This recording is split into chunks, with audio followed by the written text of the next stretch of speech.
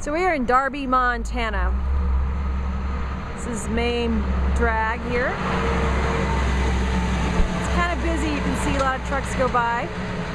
When I was in Kalispell, I was in a park. I think it was a city park, and I bumped into this guy named Chad. He was a young guy taking some time off from college, and I thought Kalispell and the Flathead Valley were really beautiful. And I said, well, where should I go in Montana? He said, you need to go to this little town called Darby. And I said, well, I think I'm passing through there on my way to Idaho. And so we're in Darby, Montana.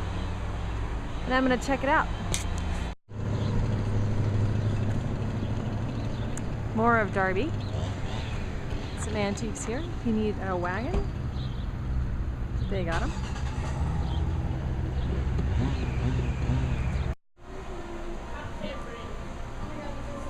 It's a candy store. I'm not going to get any candy, maybe.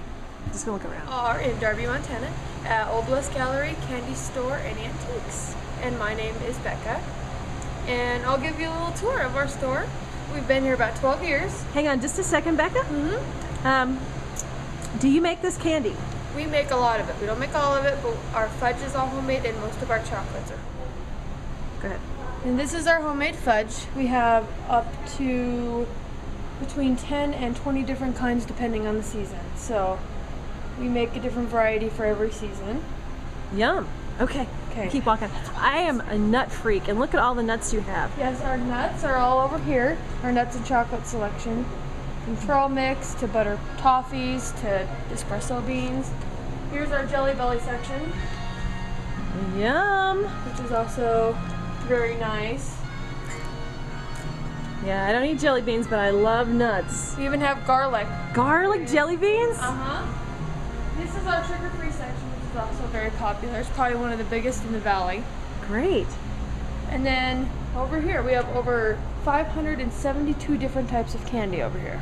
Wow. Between the jars and the baskets. Our licorice section, which again, is also the biggest in the valley. So, how long have you lived in Darby? I've lived in Darby 10 years. Do you like it here?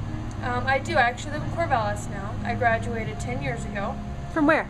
Darby, from right here, and I've worked here 7 years. And so, do you eat a lot of candy? No. I'm not too big of a candy eater. I do have my moments though. The fudge is my weakness. Your fudge is your weakness. Mm-hmm. Okay. So, do huckleberries grow in Montana? They do. They are a wild berry that is in the blueberry family. They're a very small, short bush that won't grow too high in elevation or too low in elevation, or they'll die. You are very knowledgeable on huckleberries. Yeah. And so huckleberries, I see huckleberries all over the Northwest, especially in Montana and Idaho. That's correct. A lot of this is made in Kalispell. Okay. Yes. Kalispell has the big factory where they make all of our jams and our syrups and... Cool. And so you have samples. We do have samples so people can try it, because huckleberry is very hard to explain what it tastes like. Right. So what's the best thing about living in Darby? What's the best thing about living in Darby? That's a good question. Probably the people, I would have to say. Yeah. I was telling Becca she has really good projection of her voice, and then she told me something special about herself. Go ahead and share. I do community theater since I was about 4. And there are 2 local theaters, one in Hamilton and one in Stevensville, that I have done 47 shows in. Wow. Since I've moved here. Yeah. So is this is your day job, and then you are an actress? An actress by night. Musicals are my love, but yeah, I love doing shows year round because they're very fun. So that must really keep you engaged in the community a lot. It does. My social circle has grown tenfold in 3 years just from doing shows. So. Becca, thank you so much. My students, I have a big theater department at the school where I teach, and I think they probably like to hear that. So that was interesting. Yeah, keep your up. Follow your dreams. It's a very educational experience. So I was in the candy store. Not that I bought any candy or ate any candy, but I was very tempted. And I met a really nice young woman named Becca who talked to me about this area.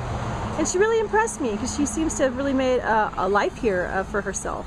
So we're headed on to Chalice. I'm expected there probably in the next 2 hours, but it'll be 3 before I get there, to see my friends Jen and Barry, and maybe soak in some hot spring.